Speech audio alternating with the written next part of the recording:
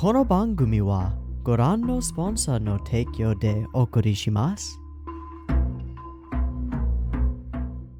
Alrighty, welcome everyone. I'm Teeaboo and I am here for Mushoku Tensei episode 8. I also said that about 2.5 hours ago as I started to record the comments discussion. And then I ended up recording 2.5 hours of comments discussion. So, this video will contain no comments discussion, and probably released just before it, there will be a 2.5 hour long-ish video that is all comments discussion on the last episode. This is my fault because I released the episode yesterday and did the new episode today, and so all the YouTube peeps got a chance to actually get their comments in, and I got a chance to actually talk about them, instead of only focusing on the ones that had come in so far, which are mostly the Patreon people. Which is reasonable and makes perfect sense, but 2.5 hours.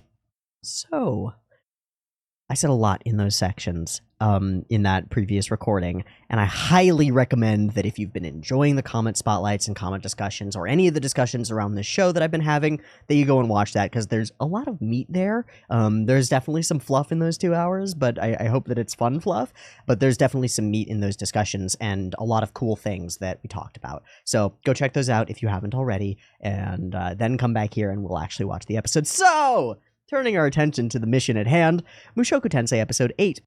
Okay, first things first, I have heard that this, because I mentioned, I was like, oh, is that it? When we crossed episode 6, I was like, was that the thing that people are pissed about? Apparently there's something in this episode that people are also pissed about. Probably when we get to it, I'll be like, was that it?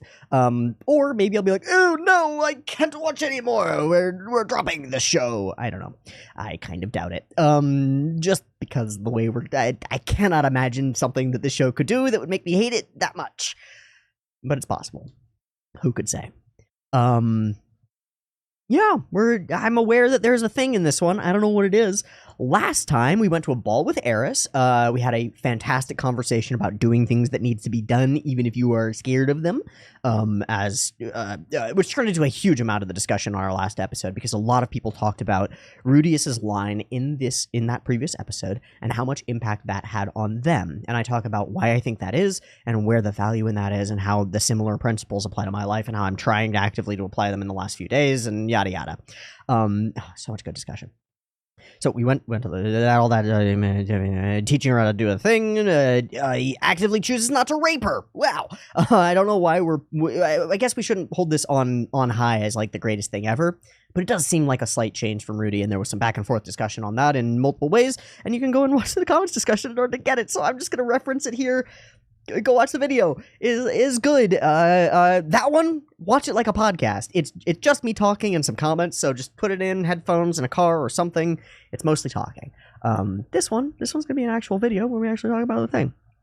We went to a ball. Eris had a hard time with dancing. Rudy managed to help her out, and it ended up being pretty fucking cool. We also had some interesting interactions regarding the social norms of this culture and stuff that maybe we'll get some more about as we move along. And then we joined, name just escaped my brain, Grandpa. He starts with an S. I'll remember it when they say his name. It doesn't matter. It does, but this is how my brain works. Joined him up on a big tower where he was fucking a maid, by the way. Yeah, we'll talk about Beaskin if that comes up a bit more, because they seem to be fucking slaves, and that's a thing. Except for Ghislaine, who somebody in the comment section pointed out quite aptly is treated differently, because she's useful, and that's interesting. But Soros is his name, right? Yeah, okay. Went up, found him fucking a slave, and then he mentioned this weird floating orb thing in the sky that he doesn't know what it is, and he tells Rudy not to worry about it. So it's like you versus the orb in the sky that he tells you not to worry about, right? Like, there's definitely something going on here, and it's probably not good. Okay. We have now 2 things flying around in the sky, being unknown. There's the dragon castle of the dude who supposedly saved the world or whatever, and there's this unknown orb thing that's like, oh, interesting. Meanwhile, Rudy is trying to integrate into this family and figure out all his own shit, and we talked with Roxy, and there were all these other things, and okay. We know where we were at last episode. We know where we're at this episode. Yes, good. All is well. Great. So let's get into it so I don't have to keep talking anymore. I kid. I fully kid. I'm enjoying the hell out of this, and today has been a blast. I'm on today, and being on feels great. It's the first day in a couple that I've been really on. And it took some effort to get here today, but we're there, and we're going to make the most of it. And the most of it that we can do is to watch episode 8 of Mushoku Tensei. So, in the interest of doing that, I have it up and ready to go. It's at 0 seconds. There'll be 2 versions, picture-in-picture in the description, timer on YouTube, beep timer to count you down. Likes, comments, and subscribes, especially the comments. Again, I just discussed comments for 2.5 hours, and it was awesome. Write your truth in my comment section. Put it in the comment section. Get in the comments, and I will do what I can to respond to you in as much good faith as I can possibly muster.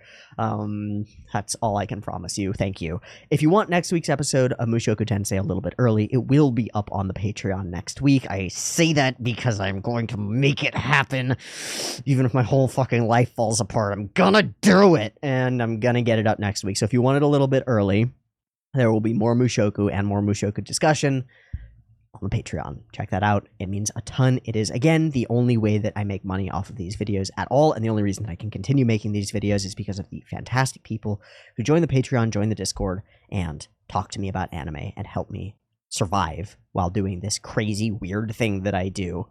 And I guess they find some value in it. I'm gonna keep trying to make value in it as much as I can. And if y'all keep finding value in it and returning that to me in the form of you can eat this month because you have funding, good God, I ain't never gonna stop. Love y'all. All right. I'm getting too gushy already. It's because I've had 2.5 hours of discussion, and plenty of those comments were things that were like important and mushy. So I gotta unmush. I'm a manly man, not a mushy man. Sorry. Okay. BB timer for Mushoku Tensei episode 8. Let's get the fuck into it. Rudy is holding a hair. I don't know what that means. BB timer.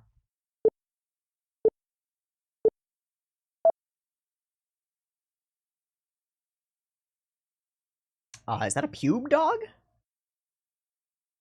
Well, no! My guy! What the fuck? Put it back! I kid. Also, that was really long for a pube, like... Maybe an armpit hair? Sweet. Whoa! That's fucking crazy. Good shit. Yeah, but, I mean, there's a gap in terms of... yeah, that thing...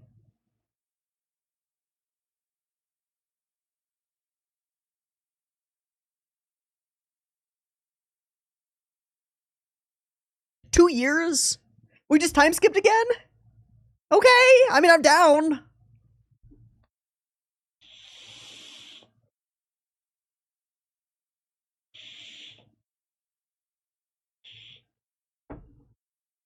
So she's 12? Yeah, I might have just gotten it. I don't know if I just got it, but she's about to be a woman. A woman, right? Yeah. Arranged marriage? Maybe. Maybe it's not a Rudy thing. Maybe it's okay. Maybe it's a social thing.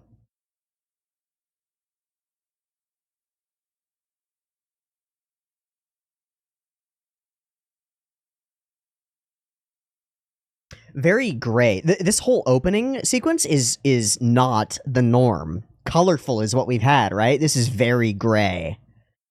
Seems like they're aware that something's going on here. All right. I actually gotta write that down. Gray opening. Now it has to do with the season, but it's still a choice.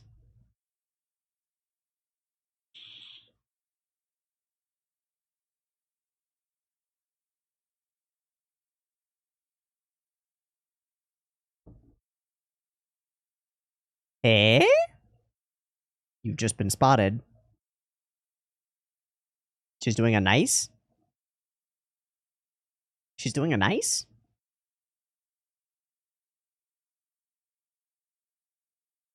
A branch house? Yes.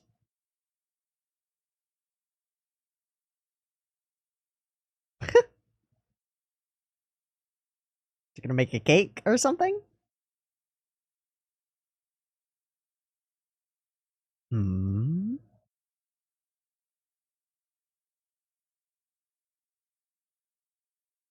Okay.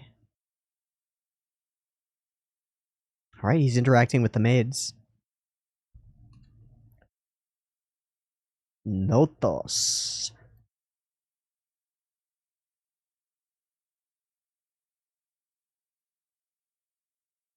Equal scum.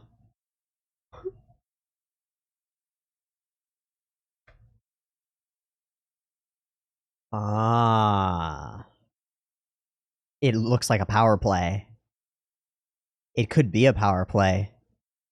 No, it will be a power play. They're gonna hook him and Eris up as a power play, giving them a Boreas Grey Rat in the Notos family. I'm sorry. Also, somebody mentioned that. What if Paul did something to her? Yep. Okay, fascinating. Interesting. I know that I'm theorizing, putting the cart before the horse. Okay.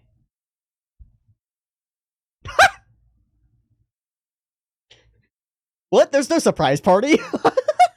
Stupid. So he knows the language. Cool. You can't go to the kitchen. 9.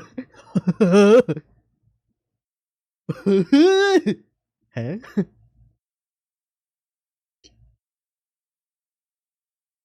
You're an awful liar, Ghislaine. He's gonna mess with you, man. Oh no, I just hope it's not pervy. Oh, he made a Ghislaine! Sick!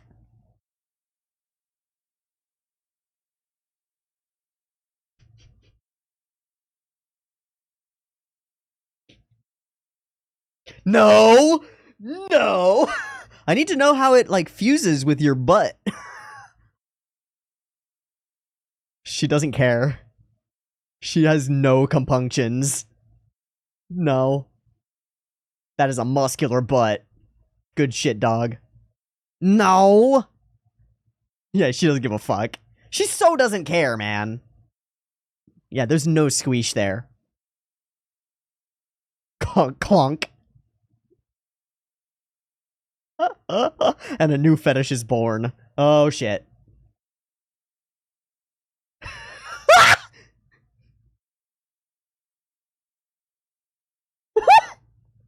Awesome. I love how that was turned back on him. Because she does not care. She's a warrior, right? Battlefield rules. Awesome.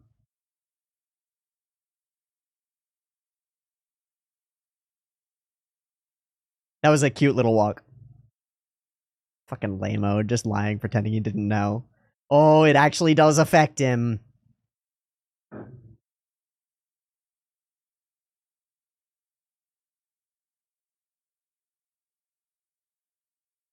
You might not be. Oh, Soros. the Tsundere grandpa. What? Oh. Oh! I love him. I love him. He's gonna do something horrible. Oh, he is faking it. Okay.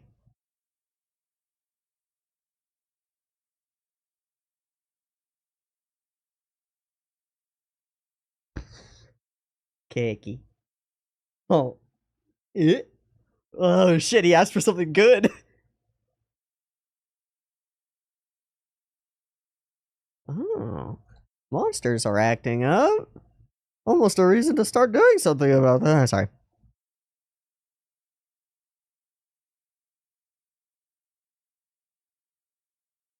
Yeah, what's going on? Wait. I think she does.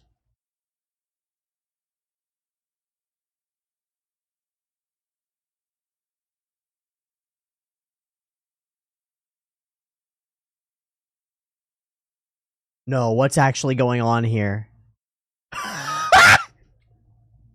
No, that's a gag. Excellent. I want a third one. I need a third one. What was that? I think she does hate him. Was it a staff?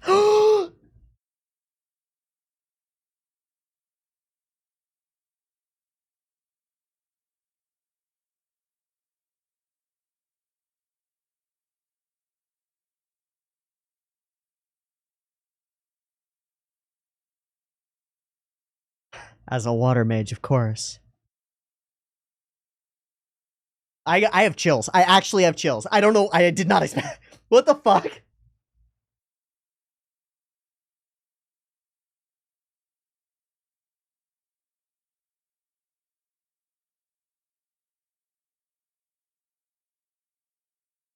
Oh, I thought it was just the cake. I really did. That got me. It got Rudy too. That's why it got me, because he's faking it all the way through, and he doesn't expect for this gift to actually mean so much. Just still in the titties. God damn it, damn. God damn it, man. You gotta remind two steps forward, one step back. But this Mary Eris thing? Yeah. Okay, here comes a conversation. They don't have a male heir. They don't have a male heir.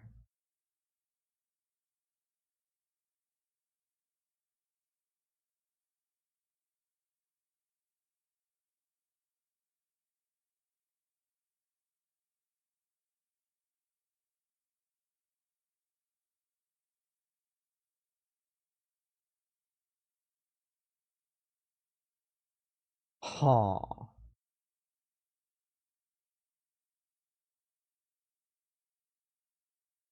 So you're an imposter. So it's Paul. I was thinking it was a Paul thing. Okay. That's reasonable. But if she can accept you as part of her blood, then it changes.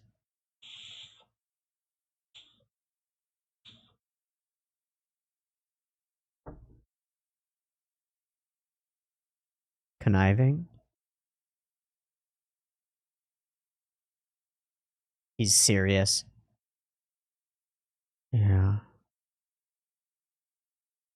Play into my games.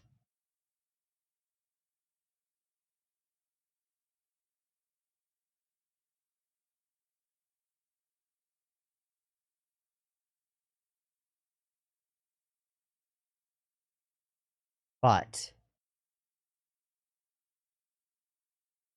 I'm gonna pretend I never heard this. She's gonna be there. Is Ghislaine involved? No, she's gonna be there. Holy shit. Because he knows the real temptation will get him. He can be moral out here. More than a few of them know. Boing, boing, boing.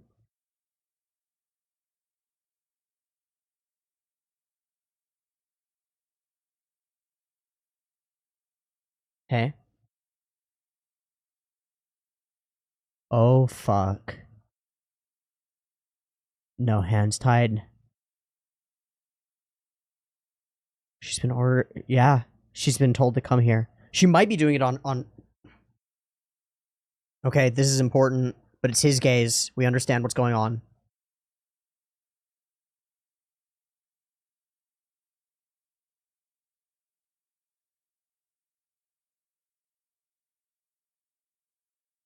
Oh, jeez. Okay, yeah.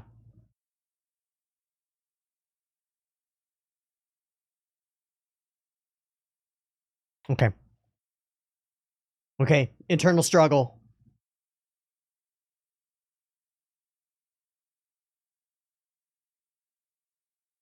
Trying to get her to back out. She doesn't back down. She doesn't back down.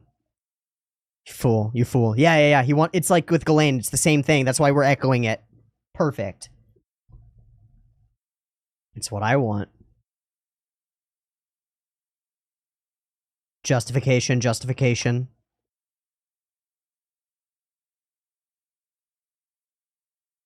Of course she's terrified. The ring.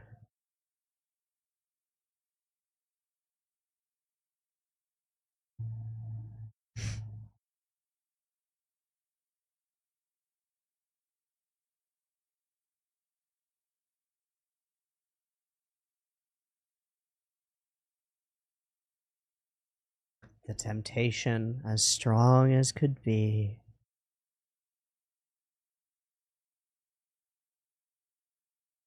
To some extent, you got consent. Of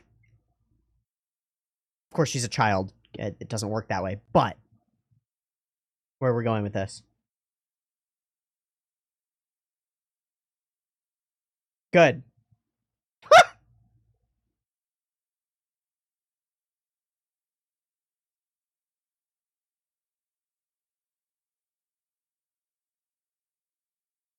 Oh. Okay. So that was the thing. That was a lot. Interesting. How can you look at this and not recognize his self-awareness? Oh shit. What did I just do?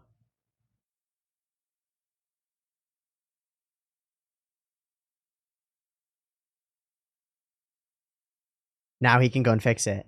Oh, she's coming back too.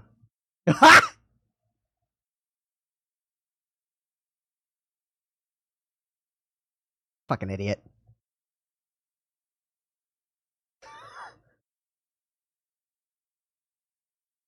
Goal setting.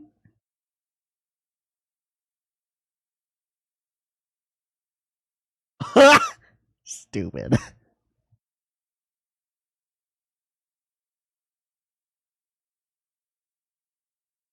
I like that. We're not enemies. I'll see you tomorrow.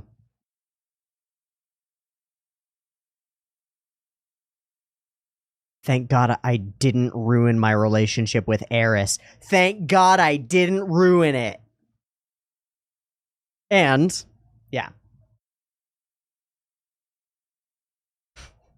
It's stupid, but this works. Yeah, I can do this. I can do this. I can do this. I can do it. He will, though. It's a long time. Oh no. Sylphie's still waiting.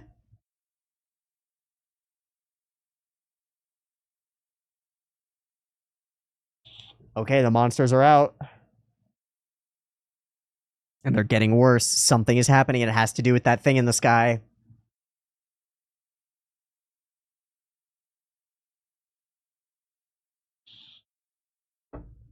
This is also our first time seeing monsters.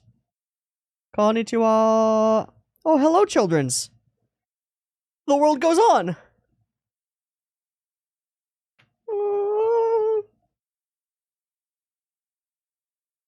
Oh, wow, she's being trained to be a maid. That seems wrong.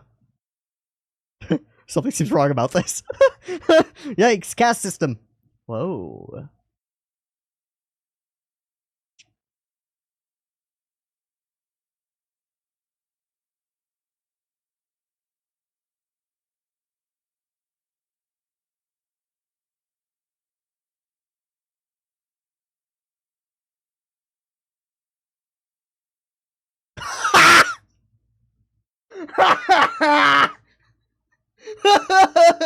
It's a holy artifact.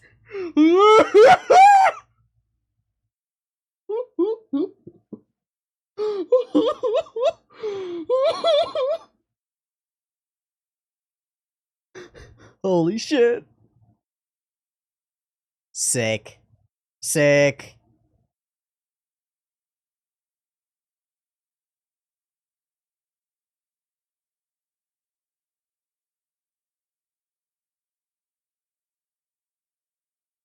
This feels like a reminder.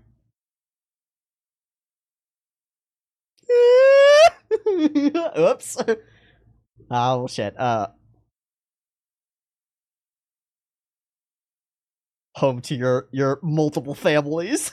My guy.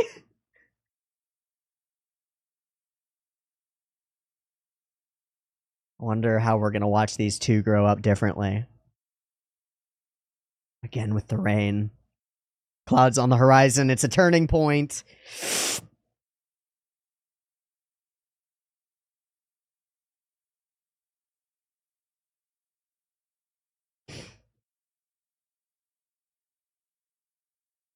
Perfect. It's a perfect analog.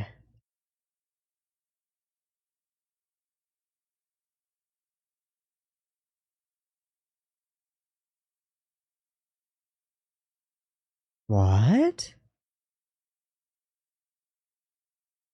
Something about Rudy?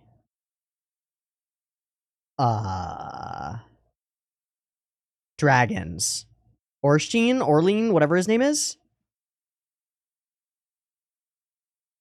No, they're fighting him.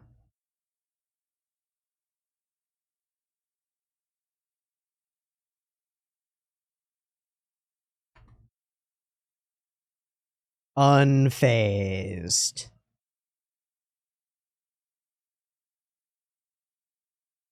Cat eyes. And we don't know what these are.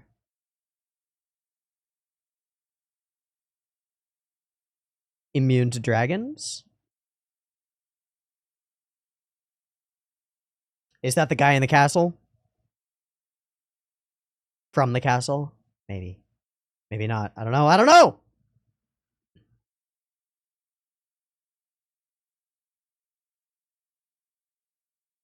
Is it his presence as an isekai person? We don't know who the fuck that is. What? Oh.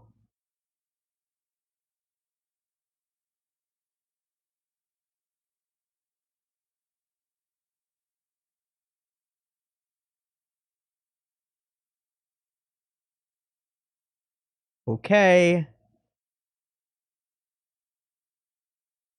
A hyper demon loli.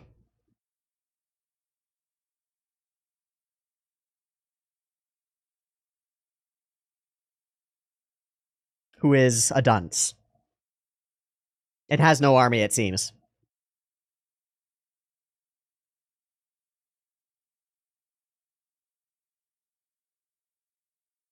So it's gathering around that. That's the floating castle.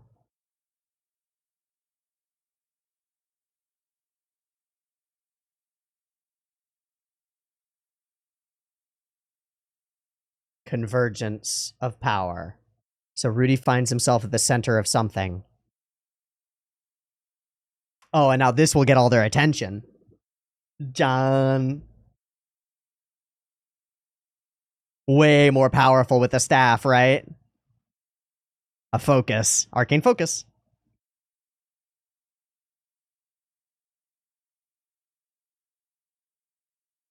Rad.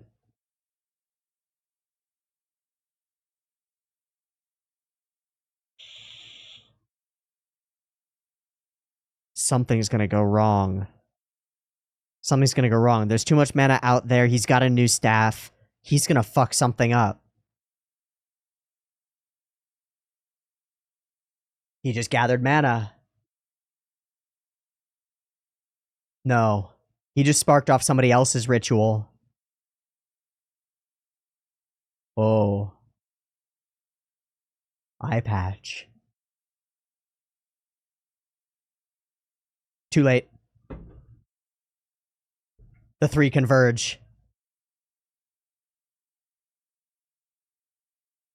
It's the one from the castle.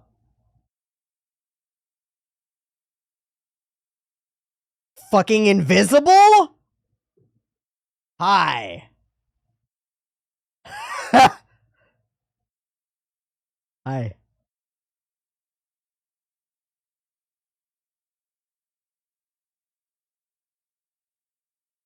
Perugius.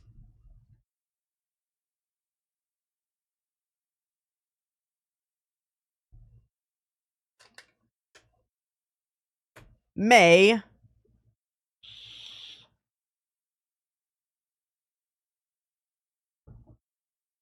He wants to fight her just for that.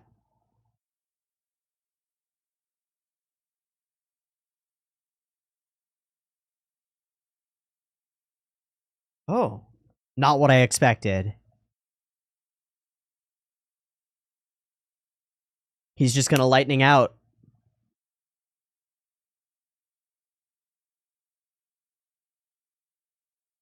But there are others coming. You have no context, man. Okay, so Perugius is that guy.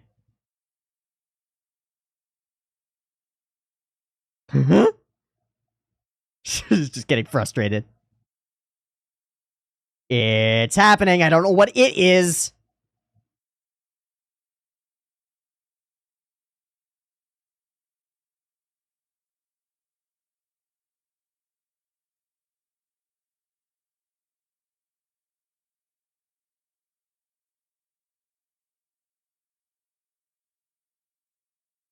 He turns back to her. Care. Fuck! They're going somewhere. They're gonna be teleported. Ah! Whoa! Whoa, whoa, whoa, whoa, whoa. Whoa. What a crazy second half. What a crazy second half chunk. Okay. I have no parsing of that. So here's the deal. I'm actually gonna take 30 seconds to just breathe. Let me just do that.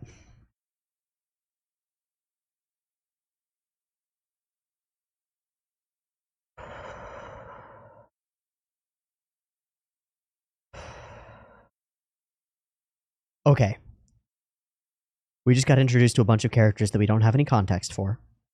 A bunch of events that we have no inference on because Rudius is our perspective, and his perspective is too limited to understand any of what just happened. For real. Because he hasn't been taught anything. Not really. But he's learned enough skills. So now he and Eris are going to be teleported somewhere still in this world. They're going to have to adventure on their own. And Ghislaine will be separated from them because she got sucked into the vortex earlier. That's my guess. I could be totally wrong. Because the reason for that is narrative, right? If Ghislaine goes with them, they have a mentor. You don't have to kill the mentor, right? This effectively kills the mentor without necessarily killing the mentor. All you got to do is teleport the mentor halfway across the globe and you're done. I'm assuming it's teleportation. That's my assumption. I don't know. And I don't know what really just happened. But it was not really Rudy's spell. It's like he cracked a dam, or he poked a hole in something that was ready to burst. I think he did something here. Just by gathering the mana. But we can't know. There's just no way to. There's no way to know what actually happened. There's no way to know what those three parties actually want. Specifically, no way to know what the gray-haired guy with the stuff on his eyes wants. Okay, I just typed in floating sky castle Mushoku, and it came up with Perugius, okay? So that confirms everything that I needed to know in terms of information that we actually have. The person who is the dragon whatever and fought to destroy the demon Laplace or whatever is Perugius himself, who we just saw order one of his subordinates to, in a flash of light like an angel, to come down to the earth and fight. Doesn't care about killing people if they're in the way. Interesting. We meet the demon lord herself. She is now a classic archetype, the 900-year-old loli. We'll talk about that when it becomes relevant, if it becomes relevant, but it's fine. I mean, it's fine. Whatever. It's not my favorite trope. There are instances where it gets done really well. Monogatari, Shinobu.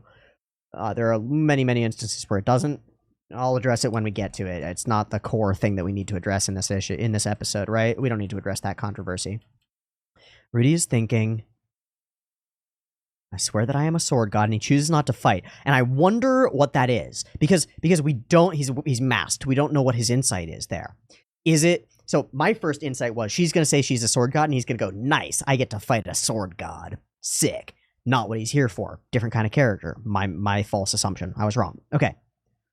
But then is he stopping because it's too much trouble? Or is he stopping because there's some level of, or degree of respect towards sword gods from him and Perugius?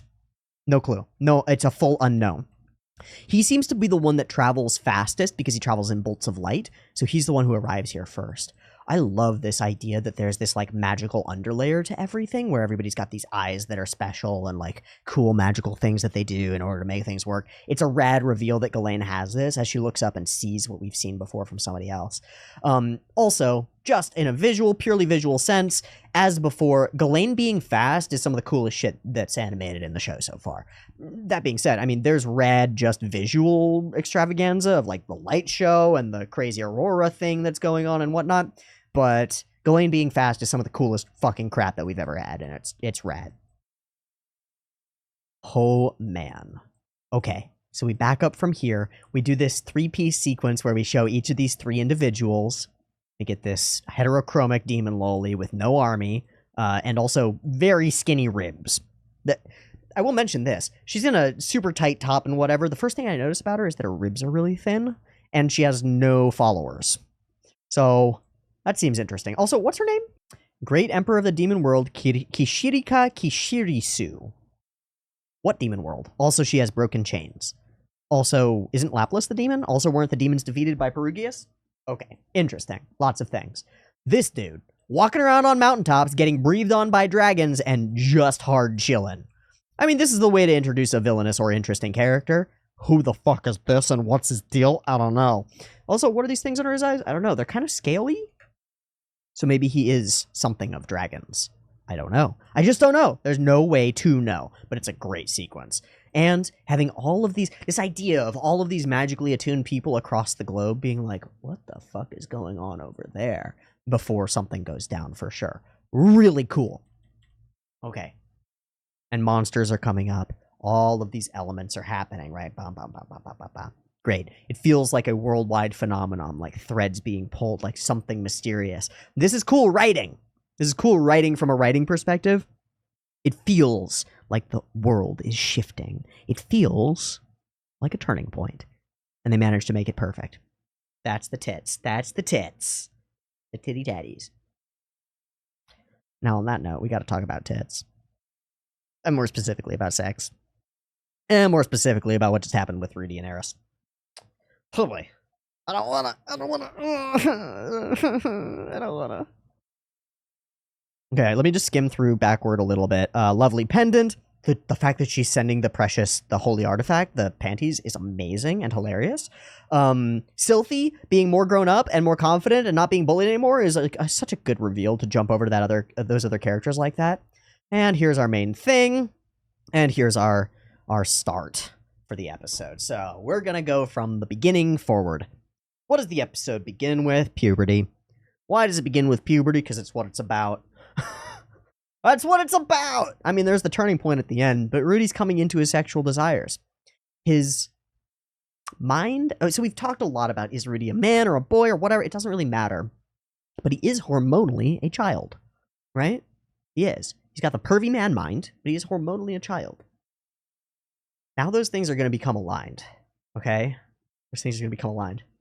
I don't know about you, but I've been a teenage boy. I actually talked about this a bit in the pre-discussion. I've been a teenage boy. The urge to fuck when you are a teenage boy. If you have not experienced what burgeoning testosterone does to your body, you cannot understand. You cannot. If you're a woman watching this, or if you're female watching this, or if for any other reason you haven't gone through male puberty watching this, you have no idea. Now, that being said, I have no idea what female sexuality is really like, but I know it ain't like boys. We go nuts. We go absolutely nuts. And Rudy's starting to get there. Literally, physiologically, his pubic hair is growing in. Whether it's armpit hair or pubic hair, it doesn't fucking matter, right? Also, he just tosses it, which is like, oh. But he's growing up at a steady pace. Growing and changing. Figuring out new languages. Understanding things. And watching Eris grow as well. And thinking about this thing in the background, but not really. Okay? That's our context for the episode. Rudy is becoming a man. Not actually a man. You know, I mean, we can argue about this, but most people will say you're a man at like 16 or 18. I'll say you're a man at like 25, 26 by my experience and the experience that I've seen amongst the people that I know. I got friends who are 27 and they're not men. Not even a little bit. They are chillins. I know fathers who are not men. They are children. But I'm not trying to shit on people. That's not my goal. He's becoming physiologically a man. That transition, that turning point. Does this justify behavior? No. That's not what I'm doing here. That's not what I'm trying to say. But it does explain it, and there's a difference. You take a hot-blooded 12, 13, 14-year-old as everybody goes through puberty at a different time, okay? He's 10. He's actually too young, so that's a little weird, but fine, sure. He's going through puberty at 10. It's reasonable that it could be starting then as well. You put them in a room with a girl who is willing.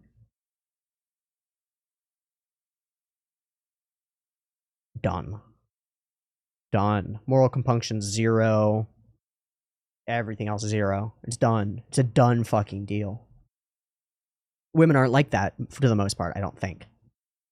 The problem is, of course, that Rudy's a man, boy, child, man, right? He's all these things. And so if we look at this as if Rudy were just Rudy, if he were just a 10-year-old, this would make perfect sense and be exactly right. It would be exactly right for him to fuck the shit out of Eris, or at least try to. Absolutely exactly what a real kid would do in those circumstances. 100%. I'm going to stick by that. That's my statement. I think if we can argue he's 10, he shouldn't be going through puberty. The show is showing that he is. So he is, and he would. And he would.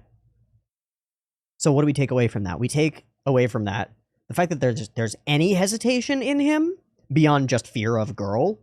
The fact that there's any hesitation demonstrates something about Rudy. Something pretty interesting. And the immediate response to his own actions immediately after, the shame, the guilt, the self-disgust, and most crucially, most at the forefront, oh shit, did I ruin my friendship and relationship with somebody that I actually care about? The real thing that really matters. Because the thing that doesn't matter is breaking some taboo or some norm or some moral compunction. That doesn't fucking matter. What matters is, does Rudius ruin a relationship with a person, and does he hurt her? Like, actually hurt her. And he is desperately afraid that he has done so. That is not the action of a remorseless monster. That is not the action of a psychopathic child molester. That's the action of a human. That's the thought process of a human who has made a mistake and now fears that they have hurt the person that they have made a mistake toward because they actually genuinely care about that person, as a human being. And his first response is what? What is his first response? Ah, shit. I have to go make this right. It's a stronger compulsion than his compulsion to fuck her, is to fix it afterward. So we come back to this situation from before. I don't know how you can watch that scene in good faith and watch the scene unless you stop the moment that Eris slaps him and walks out and you go, it's just another instance of the slapstick thing. No, it isn't. No, it fucking isn't. That was not another instance of the slapstick thing. That was a different thing. This was a different thing. And it was way more nuanced. But how can you watch that and then watch his response afterward where he goes, oh, fuck, I just exploded my life. And I exploded her life. Oh, shit. And go, Rudy's a monster. He's a pedophile. He's a creep. How can you... How? Are you a person without urges? Have you never made a mistake? Have you never hurt somebody? Bullshit. And if you believe that that's the case, you're hurting way more people than you think you are. Way more. If you think you don't hurt people, you're hurting way more people. It's the same as the incorporation of the shadow idea. If you view yourself as incapable of, I couldn't hurt a fly, you're a monster. You're an unhinged, unchained monster because you don't know where to put the chains. You don't know where to hold yourself back. Rudy's a monster too, but he knows it. And he knows he can hurt her, and he knows what being hurt feels like because he's been hurt. What is Rudius? Boreas Greyrat? Rudius Boreas Greyrat is a human fucking being. Bada bing, bada bang, bada boom. Excellent. I think this episode is excellent. All the people who were worried I would drop it here, sorry, not happening. Okay, let's talk about this opening sequence. It's the first thing I wrote down in the episode. Great opening. Now, maybe I wouldn't have noticed this if I hadn't known that there might be something untoward in this episode. You know, something that some people were worried about in episode 8. Maybe I wouldn't have noticed this. But it's pretty fucking noticeable. Hey, let me open one episode back. Do. Pow! Oh yeah, we're in winter in the beginning of this one, right? It's winter. But the colors are grays and blues and whites. Vibrant and brilliant. Look at the blue sky. White snow. Colorful dappling on all of everything. The wood has tone and texture to it, right? And we come inside and there's sunlight coming in and it's got a vibe. There's a vibe here, right? What's the vibe in the opening of this one? It's gray, motherfucker. It's raining. Hello, grayness. Hello, rain. Everything's fucking gray. There's none of that tonality. Everything's dark and somber and gray. It feels like a world waiting to shift toward evil, toward darkness. And I thought that might just be because of the thing that Rudy will do or whatever. No. It's more metaphysical than that. It's more everything. Awesome. Awesome. Awesome. Truly awesome. So he spies the thing, he notices the thing, he lets them have their fun with their thing that they're doing. Great. I actually really like that he is speaking to all of the Beastkin. I don't know whether they're speaking English to him, or like common or human or whatever to him, and he's speaking, or if they're speaking in Beastkin. But look at this. This is an indication. We're 2 years ahead. Rudy has befriended a lot of these staff who just 2 years ago he viewed as objects. Now, he might still view them as sex objects, and he does, right? We see the girl walk by and he's like, titties. You know, as boys do. As boys do. Fucking big titty lady there. Wow. You know?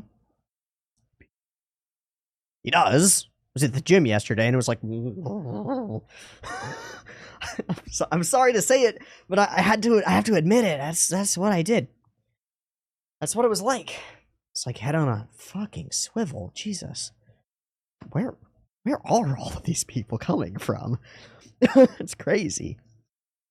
I mean, I also approached and talked to 4 women that I found intimidatingly attractive yesterday. Has to do, just goes back to the comments discussion, has to do with like the cold showers and putting yourself in situations that feel uncomfortable in order to acclimate to the situation. That's what I've been doing now, just starting yesterday. But I just walked up to girls that I thought were attractive and I said something to them, just something, right? Or actually, I only really walked up to one. I was sitting out front waiting to get picked up by my roommate who was giving me a ride.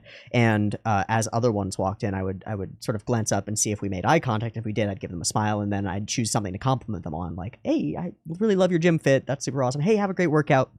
Yeah. One girl had like fire patterns on her shorts. I was like, "Oh my god, your shorts are literally fire." She's like, "Oh, thanks." Goes on with the day. It's like, oh, how people are people are people are people. It's like they're not fucking crazy. But the thing is, I was just very conscious of restraining the male tendency to be like, boobies. It's a real thing. We're hardwired so hard. Oh. If only I could not be male gazy. Okay, so we go through all this background on the Grey Rats, the Boreases, the Notos. It's quite interesting. He comes from a scummy family line.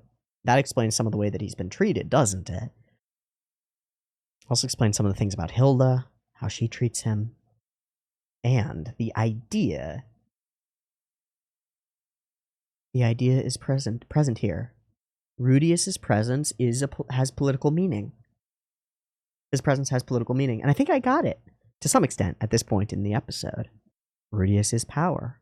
They don't have a male heir, not here. If he marries Eris, they have a powerful child, a union of 2 of the Grey Rat families, and they could take over. It's kind of joked about, and Soros makes the joke as he's like getting all emotional, how it's war against the Notos, I'm going to put Rudius in charge, he's the best boy. There's something underlying all of that. Yeah, there's something underlying all of that. Their head is Paul's little brother, he's scummier than Paul. A member of the Notos bloodline being under Boreas protection could invite unwelcome misunderstandings. Or very welcome understandings if he were to fuck or marry Eris. So I can't have a big party, they must feel bad about that. I'd better practice my crying. Okay, so unfortunately, this is where I missed a crucial moment. I just realized that I missed it. As he's playing wall ball here, I was talking through things, right? And so I missed that he was talking about practicing the tears of joy. I just didn't realize. So we get this moment from Mommy Milkers. Sorry. I'm sorry. I am genuinely sorry. We get this moment from Hilda where she gives him like a glance. I think she set it up at the same time that Philip did.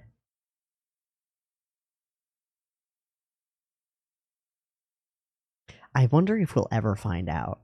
I wonder if we'll ever find out who put Eris in that room. I don't think it was Philip. Because he had the wherewithal to come and talk to Rudy about it, right? I think Hilda did it. She's in the background throughout this episode watching Rudy. And she makes this flip-flop during the dinner, during the birthday. I think she made the decision, he's gonna be my fucking son, whether he wants to or not. And I think she convinced Eris to go in there. No need for chained hands. If you convince her with womanly touch, right? This is how you do it. Child, daughter, you must do this for our family. blah, blah, blah, blah, whatever. And of course, you can justify being like, but you like Rudy anyway, right? I think it was her. Now that I think about it, I think it was her. Okay, Ghislaine trying to lie is great. I have grown to really like Ghislaine. Even though we haven't honestly had that much conversation with her, she's not a very outspoken person. I've grown to really like her quite a bit. Read out Beast God. Let's go grab a snack. No! Oh, God. And so he starts to think it through and decides to play with her a little bit. Shows her the thing. There's no tail. Oh, I see. So, could I see your tail? This is actually really important. Rudy has a habit of bluffing. And people in this world have a habit of calling his bluffs. Right? He fully doesn't. He expects to put Ghislaine in like, oh, this is going to be a funny situation. He'd be like, oh, so flustered. I have to show my tail to a child? Of course she doesn't give a shit. Battlefield fucking rules, man. I get that from Brent Weeks' The Lightbringer Saga, by the way. There's a company in the Lightbringer Saga called the Blackguard, and they're known as like, they're warrior magicians, they're warrior drafters.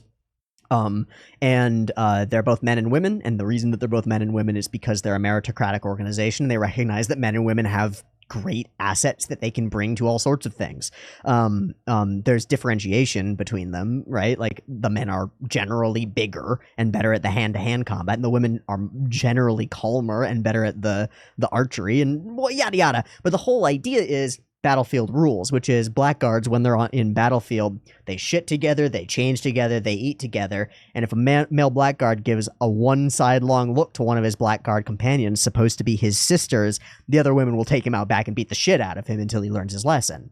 Now, takes us back to that slapstick sort of idea, but it's a pretty cool concept, I think, of like, certain people, when they've been through enough hardship and stuff, don't give a fuck about their body. And I mean, Ghislaine, are you joking, Rudy? You thought she was gonna get flustered? Look what she chooses to wear. She doesn't give a fuck. She's wild. She's wild. And so Rudy bluffs, and she calls his bluff. I think this is important, because Rudy bluffs, Ghislaine calls his bluff by being totally unfazed, and Rudy is suddenly the one in a position of being like, I didn't expect this, I'm really flustered now. Oops. Gets reflected right back onto him. Okay, interesting to set this up here, because we're going to get something like that a little bit later. Nani? Is that all? Alright, that's a fucking muscular butt. I mean, I'll be honest. When I see bodybuilder women, that ain't me. But some muscle in the bootius gluteus area? Whoo! How? Ow! It does actually, like, there is something ridiculous here, which is that Ghislaine's body fat percentage, for a female to have glute definition like that, your body fat percentage has to be so low, so brutally low. Like, there's no chance she would be having her cycle at all. Zero shot. She'd be utterly miserable. Hormone levels would be all over the place, and her titties would be gone. They'd be gone. Poof. So, you know, there's some unreasonable elements here. But my God, does it serve to be a great fucking gag. Just an absolutely excellent gag that we hard cut out of to the thing. Ooh, juicy. And I will mention this. I think that the nature of the gags in the show have been really fairly well done as like, well, that is an embarrassing fucking moment. Happy birthday. So we get the gaze, the look. We get Eris walking up. Happy birthday. Tanjoubi omedetou gozaimasu. And he fake cries. This is so cool. So I wasn't sure if it was fake crying. I realized later because he says it. But I wasn't sure because I missed the line. It's on me. I'm sorry. Fake cries. And it's so powerful. Because he thinks he knows what to expect. Oh, a party and a cake. Wonderful. How great. Lovely. But the staff touches him. The staff touches him and it touched me. I don't know why. But it's so sincere. It's so sincere, and it's like it's a useful, the right thing. I'm like this with gifts. I hate getting gifts. They always feel weird to me. Most of the time, that's because when people buy gifts for other people, they buy the things that they think they want, and they don't put much insight into what the other person might want. If somebody bought me a tool that I could use, like a nice pair of scissors. Ah! Oh, my heart. Oh, my heart. Or I'll tell you this. The best gift, this is not the one. This is not the one. This is one that I went and purchased because I used the other one until oblivion. It's hardened stainless steel, and I used it until these tips were destroyed. Best gift my mom ever gave me was a yellow one of these. These are, this is a teeny turner, Teeny, which sounds dirty, but it's not, I promise. They're by PicQuick, Picquic, and they are multi-headed screwdrivers. I bought a set of them. Once I found out that I could buy a set of these for like $20. They've got really good Phillips heads, they've got good flat heads, they've got a couple of Torx bits and whatnot. They're great. The best thing about them is the way that they store the tips. You have to use the tip that was in there to get the next one out. So like with lots of these screwdrivers, I've got this one over here. And I'm not sure where the actual driver head is, but you just got like a bunch of tips, right? So you can just take them out whenever and lose them. And I've lost like 4 of them. Okay. Now that's on me. I lose things. You can't lose these because you can't take one out to switch it without taking the other one out. And they're great drivers. If somebody were to give me one of these as a gift, I would love them forever. Is false, actually, because it didn't work. But the yellow one that I received from my mother is the best gift she ever gave me, other than life. And the understanding that some people are genuinely toxic and you have to get away from them. Thanks, Mom. Genuinely, thank you. I'm sorry that it had to end the way that it did, but thank you. Tools. So Rudy getting this tool that's like, it is the right thing. It's the fucking right thing for him. It's the enabler of his magic. And it's sort of a repayment of the wand and the teaching that it works. It resonates. It's right. It's right on the money. So everybody sort of freaks out, and Soros is like, oh, and we do this gag. I was surprised, so shocked that we didn't do this twice. But dragging people out of the room because they're too emotionally set is great. And he admits to us that he was fake crying. I've got a surprise for you. Oh, okay, what? And he's sort of acting like that, oh yeah, we do the invite the family thing, which is a great way to shoo in that there are monsters growing. Just talking about that, the writing, holy shit. And even though she was side-eyeing him a little bit earlier, a moment earlier, bam! Hilda envelops him in a titty hug. I'm sorry to keep referencing it, but her character design is like, Jesus, man, why? They're bigger than her head. Of course, it's what Rudy's focused on, of course, right? So, oh, geez, you're part of my family now. You're one of our children now. I'll adopt you. No, marry Eris. She puts it out there. Mother? And they go back and forth. Is he not good enough for you? And so we drag her out too. Unhand me, I must save him. And she gets out the real gift, which is, of course, the staff. And the unveiling is perfect. The naming is perfect. The actual visuals around it are awesome. And the way that Eris is like, humu, this is the thing. Fucking rad. I said it while it was happening, but I actually got chills during this sequence. It cracked my jaded, hard, stony, I'm just going to analyze this thing exterior and made me feel an emotion.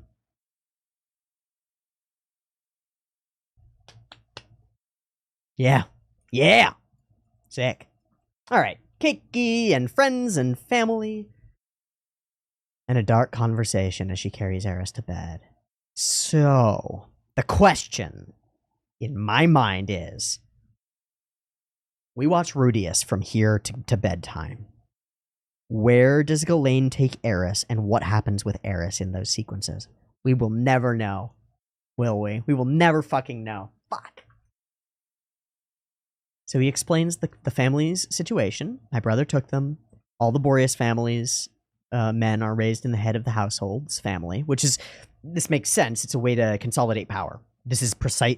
That's all it is. This makes perfect sense. And I think it echoes certain things about other monarchical lineages that I've heard, but I don't remember. I mean, frequently it would be like all of the men of age are just slain because, you know, they're going to take power from you. But the idea is, of course, if there's a man of Boreas blood raised in a different household growing up, he will try to revolt and gain power elsewhere, right? So you keep them all together so you can keep an eye on them. That's our tradition. Makes sense.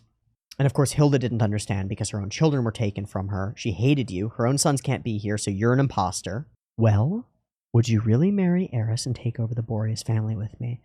And Rudy's like, what? He didn't expect to be put into these games right here, right now.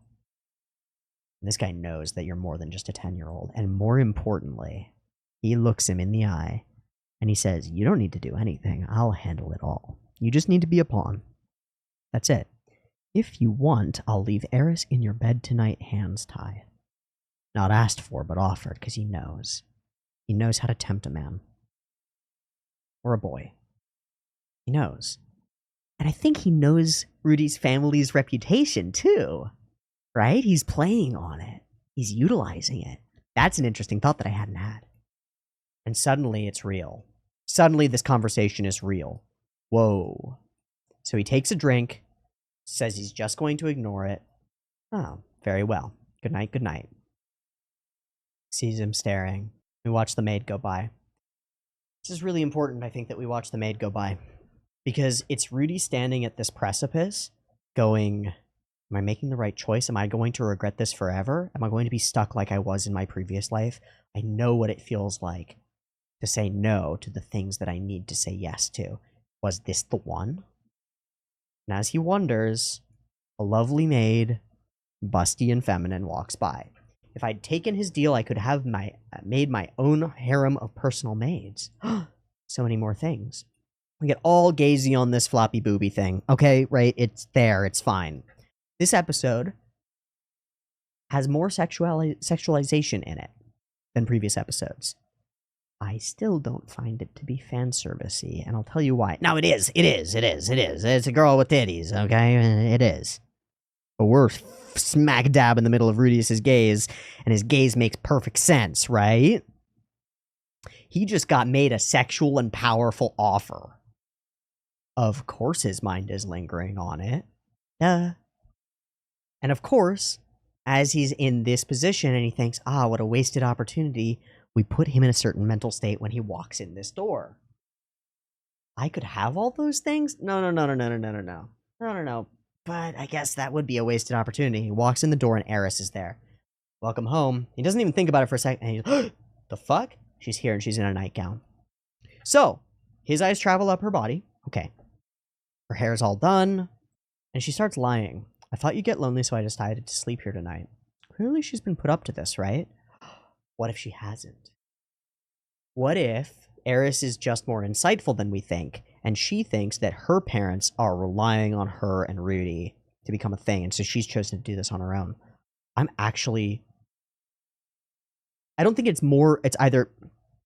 I think it's more wrong if they force her into this situation, right? Because then it takes all consent out of the equation. But I don't think it changes Rudy's actions, whether she's here of her own volition or not. It doesn't change the validity of those actions because of the way that things play out.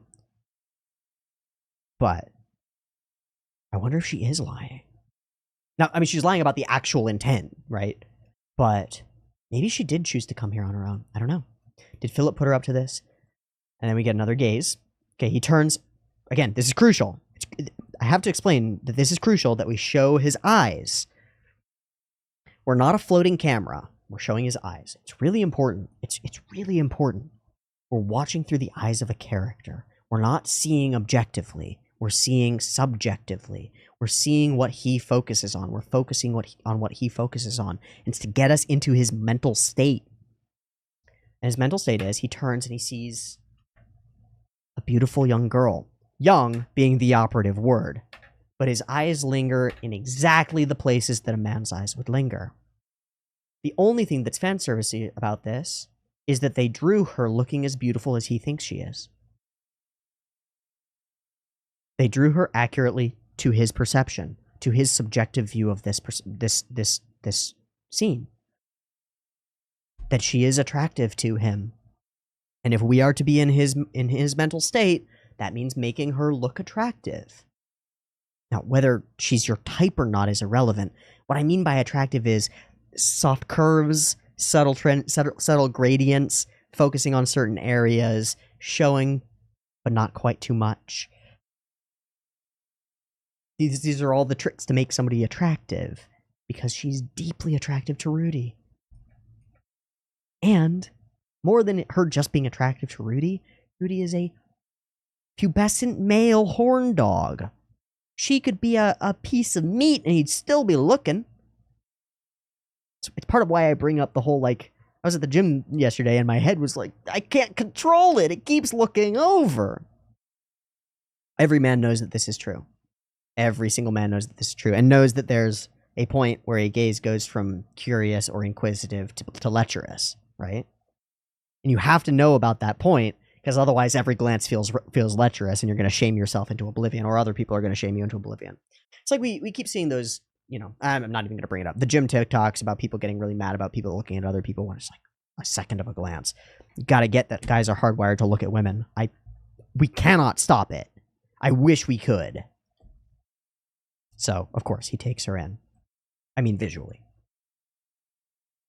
He sits down and sort of huddles into himself because he's afraid. And she sort of huddles a bit too because this is a pretty good depiction of two confused children, preteens, trying to like, what the fuck are we doing?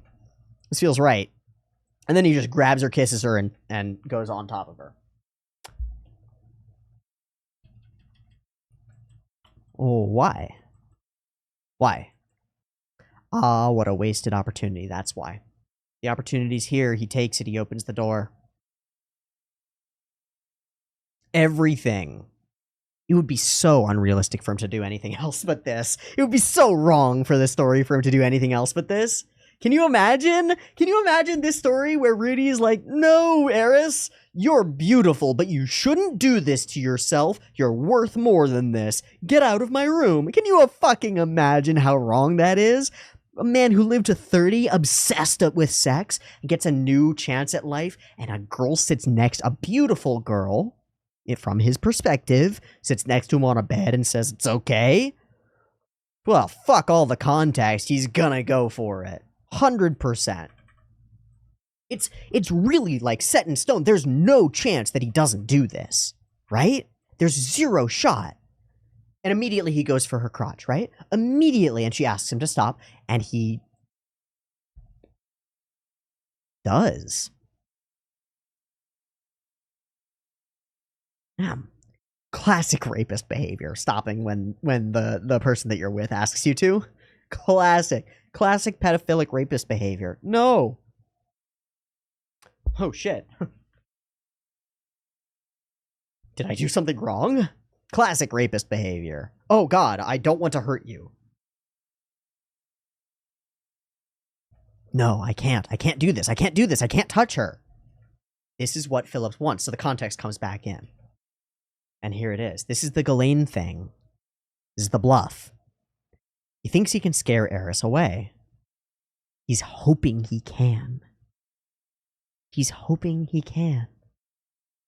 I'm feeling lonely, so I might try something dirty. Hee hee. He's hoping she'll go, yeah, okay, that's not what I was here for, bye. And he'll be out of this uncomfortable situation. Because sexual tension is deeply uncomfortable until you're, like, capable of it. As long as it's just a little, that's fine. She says. As long as it's just a little, that's fine. And we turn back to Rudy, and he's got the same look on his face that he did when Ghislaine was like, oh, just my tail? Boom. What? What? Oh, shit. Called my bluff. Huh? But there's another thing here, which is, of course this is the way it goes down. Regardless of how Eris actually feels, she's gonna do this. And also, we don't know her reasoning for doing it, or who put her up to it, if at all. But she's gonna do it because she's the stubbornest person we've ever met. Rudy gives her an out and he thinks she's gonna take it. Ha! Eris? She never gives up. It's like the core of who she is. She never gives up or changes her mind. No chance. So he shifts closer to her. Nothing ventured, nothing gained, except a little risk. Starts noticing her physicality again. And noticing more than just her sex. Because that's what the gaze was before, right? It was her breasts and her thighs and her crotch, right? It was her sex. And objectifying, truly. Now he's next to her and he's seeing her hair. How it's all done up. How it's normally messier than this. And she looks beautiful. He tells her so. She's weirded out by it, and he kisses her on the cheek, and he touches her, and tells her he's going to touch her. Now, I'll say this as a thing. I'm going to touch you. Personal preference for me, personally, I prefer, may I touch you. Taking it as a foregone conclusion, probably not the best idea. That's my personal preference. But, that said, I have things about touch. Let me get off of this frame where we've got titties. Okay, great. I've got things about touch. I don't very much like to be touched. I've been touched in ways that I didn't enjoy being touched. Effectively, like everyone else, I crave physical touch, physical affection. It's one of actually my love languages, and so it's really rough that it's been it's associated with trauma inside my brain.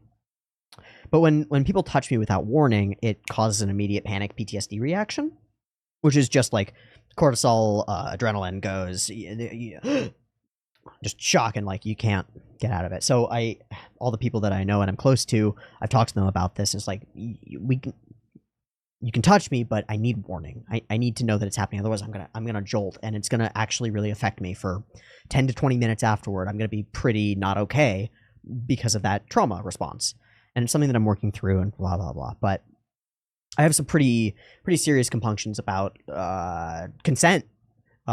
Consent specifically when it comes to touching other people. I think a lot of people are way too willing to just touch other people, and it's like it's insane. And it's destroyed some relationships, some friendships that I've had because people cannot deal with a boundary. Just cannot do it. So that's like a personal projection onto this thing. He's still communicating, which is great, but that's not the thing. He touches her. We gaze pan across her body twice. Both of them Rudy's perspective. Both of them seeing her in this light from his perspective. If you look at this and you think that the whole purpose of this scene is to sexualize a child, I don't know how to help you. I don't know how to help you, because that ain't the purpose of this scene, man. That is, at worst, a side effect. That's not what this is about. This is about a struggle with sexual compulsion and temptation.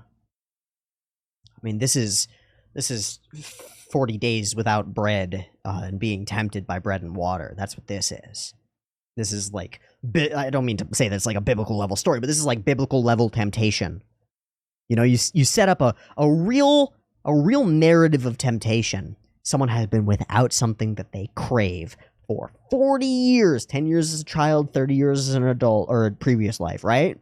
40 years he's been spending craving sex. And he gets the opportunity, and he is tempted, and he reaches out for it, and he almost takes it, but then he doesn't. And part of that is because of her response. Absolutely. But still. Wait, I'm good to go? So we have this moment, this turning point, again. Great episode title, because it fits like 4 different places. It's awesome. This turning point inside of Rudius. Wait, I have consent? It's on! Oh, baby, we're doing it! Hey, boys, lads, guys. Do you remember the day or night that you lost your virginity? Do you remember the moment where you thought it was going to happen? You know, whether that was, you know, you're taking a girl home from a date, and you guys have been close, you feel like it's on, or you go over to her house or she goes over to yours, and you're like, my parents are out, there's something going on here. Remember that? I remember that. I remember it. It was very explicit in my circumstance. The girl was like, you're still a virgin? I want that. I was like, okay, cool, I like you. This will work. And we ended up dating for like 1.5 years. It was great. Wonderful girl. I think she's still at Stanford now. She's great. But that moment of, oh shit, baby, it's on! Man. The fucking, oh, Duke Nukem starts talking in the back of your head, man. It's on, baby. It's right, it's correct, it's true. It's right, it's correct, it's true. So is the whip. And he goes straight for the crotch, because he's a fucking idiot. No. And again, classic rapist behavior right here. He just went through, it's on. She said, yes, I'm all good to go. We're golden. We're green light. We're going. oh, full attention. Let's do this. You know, and all the physiological stuff is going on inside him. You got hormones going, boom, boom, boom, boom. Get the job done, man. Procreate, get it done, man. Everything starts shifting. Blood is literally less in your brain and you're thinking less. Like, welcome to male sexuality. And yet she goes, no. And he goes, classic rapist behavior, right? Like, fucking awful. And she beats the shit out of him. Slap, bang, bang, boom, bam. I said just a little, this isn't what I wanted. Ah! But this, right here, is the most fucking important part of the entire goddamn scene. This shit right here, baby. What's about to happen? Rudy lays on the ground, nursing his bruised crotch and bruised ego, and says, "The fuck was I thinking?" Well, my friend, the answer is you weren't. Just like every other guy. Hey, you remember 30 seconds ago when I asked you if you remember that day? Do you remember any thoughts that you had between, it's probably about to be on, to the point of copulation? Do you remember any thinking during that period of time? Because I don't. Rudy just wasn't thinking. He was acting. And this harkens back to something that I said in our discussion, our 2.5 hour comments discussion. People like to think that we justify our actions beforehand, but most of the time we act out of instinct and justify in reverse. What was I thinking? Nothing. Nothing at all. Head empty, baby. Head empty. I completely lost control. Whoa. I'm capable of losing control. Whoa. It's quite a thing to realize. We'd love to think that we're in total control of ourselves. Whoa, I wasn't in control of myself. That's scary. Whoa, I wasn't in control of myself and I almost hurt somebody that I care about. Whoa. Did I think I understood the heart of a young girl after playing all those dating sims? Oh shit.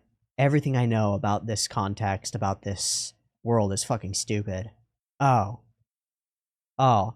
Not only am I fallible, not only was I wrong and capable of being wrong, and I can lose control, but I was also wrong about all of my perspective on this whole thing.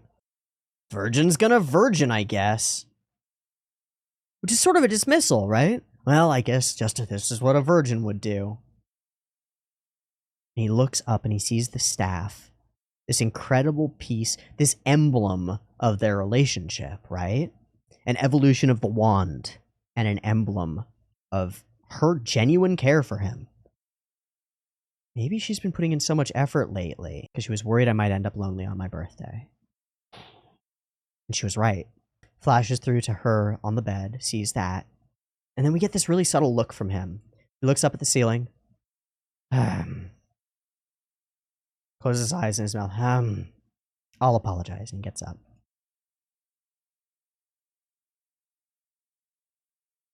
Classic rapist behavior. No. I won't make the joke again, but seriously. This ain't perfect, right? It ain't perfect, but it is perfectly imperfect. It's exactly right for a confused, scared, freaked out, pressured by society to some extent, maybe overheard things with her mom and her dad talking, maybe overheard all sorts of things. Or maybe came here for her own reasons.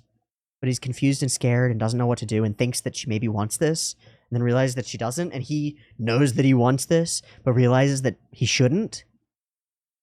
And they come out of it separated. He gets his face smacked in. She's terrified and freaked out.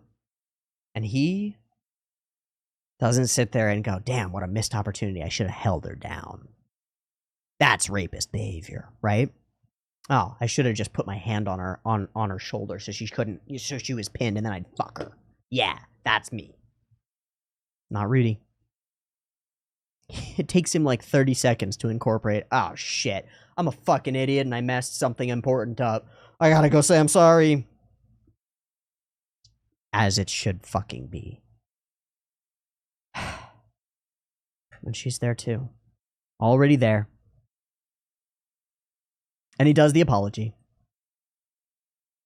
She says she'll forgive him. It's a special day, so I'll make an exception and forgive you. I mean, good. Now, let's take an outside perspective, right? You asked for this. You literally did, right? Like, literally. So let's be clear. Eris said, take me. But only a little. Not how you set boundaries. Not how you set boundaries, but fine. And then Rudy did, and she was like, nope. Is it Rudy's fault? Yes. Is it Eris's fault? Yes. Is it the parents' fault? Probably. Is it the world's fault? Yes. Is it society's fault? Absolutely. It's everybody's fault and nobody's. She forgave me. This is even more important, right? Because he could be going to apologize for his own sake. Right? Oh, I'll go apologize. I'll make this better so that I can get what I want in the future. Yes, she doesn't think I'm a monster. That's what I'll do.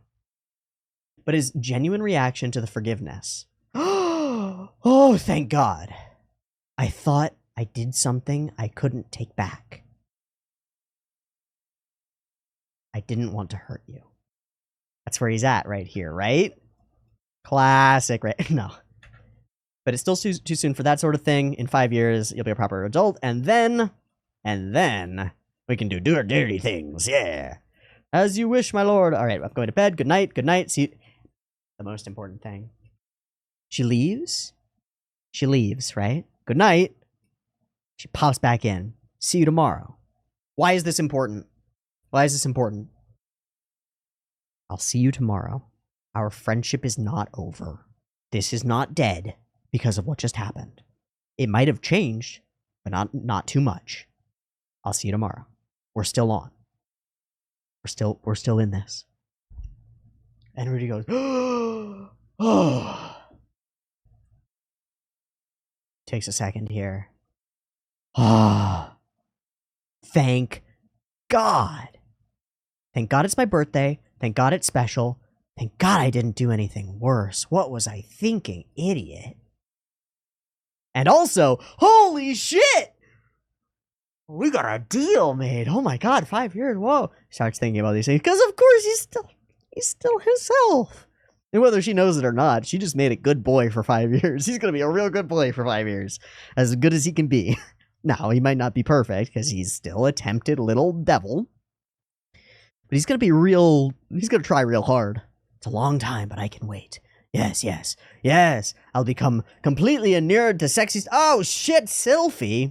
And this transitions us back into the story, the monsters, the change, and the metaphysical turning point of the episode. Because we just had the emotional one.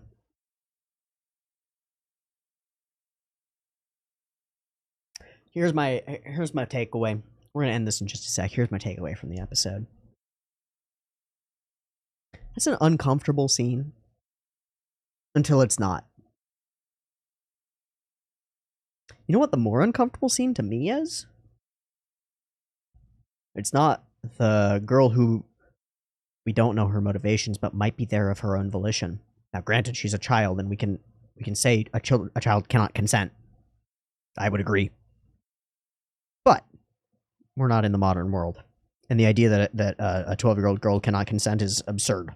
In a medieval world. Okay? The idea that a girl might go into his room, either of her own volition or someone else's, and tell him that she wants to be with him for tonight, and then he does, and then it goes the way that it goes.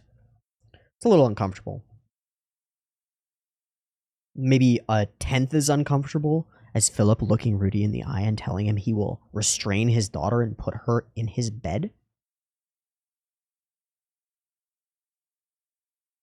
I was just checking to make sure that I was correct that he is her father. Yeah, he is. That's fucked. Rudy, tempted by sexuality, going through with it, and then stopping immediately when asked to stop, or told to stop, however you want to view it. Stopping immediately with utter, true, and genuine remorse.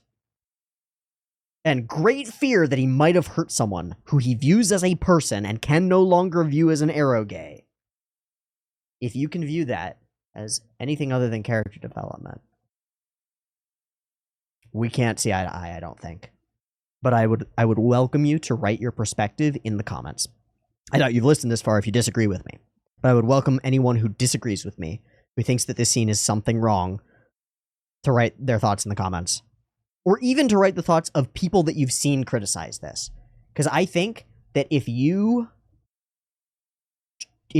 don't stop right here, takes off all the clothes, right here. Okay, you stop when she kicks him and runs out. And you go, it's just like the same slapstick scene as before.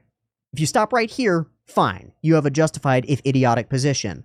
But if you watch 10 seconds more and you see Rudy sitting on the ground and going, ah, shit, then how can you hold the position in your mind that this is like whatever you think it is? Or even that Rudy as a protagonist is like in multi-layers of horrible moral wrong here. Makes no sense to me. Makes no sense to me. People make mistakes and they can learn from them. Also, people make mistakes and don't learn from them, right? Let's be clear about the other possibility here. If Rudy weren't Rudy, if he weren't written the way he was as somebody who's capable of change, he'd make this mistake and go, damn, fucking bitch walked out on me, told me she wanted it and walked out. I'm gonna go get it. Right? He could not learn anything. There are a dozen ways that this story could go. This goes in the best possible way. It has nothing to do with the rightness of the narrative or karmic justice or any of that shit. It just feels right for these characters and their actions and their motivations, which we don't completely know from Eris's perspective, but for Rudy we do. It feels perfectly right. If he were to act in any other way through any of these scenes, I would not be able to believe it, I don't think. Again, if Rudy were able to stop himself from touching this beautiful girl who tells him to, in so many words, who gives him permission, I would be unable to believe this show any further. There's no chance. Again, 40 years of craving. 40 years. Now, he only says no because she says no. He would go and do it. I get it. It's not good. But he does regret it the fuck afterward. And I think that's what it needed to do, man. I'm convinced. I'm set. Like, I got no compunctions about this scene. No, that's not true. I got compunctions about the scene, but the way that it plays out, it's out of here now. Gone. Water under my bridge. If you want to go down and swim in that dirty-ass bridge water for a while and feel bad about the situation, go for it. But I'm done here. Good fucking episode of Mushoku Tensei. Great character development. Fascinated to see what happens next. Intrigued by the more global phenomenon that are going on. And deeply intrigued by the continued relationship between two characters that seem to treat each other like human beings. Fuck yeah. Catch me next week on Patreon. Or catch the early one on Patreon. See you next week for more. Peace the fuck out, y'all. Have a great day. And peace.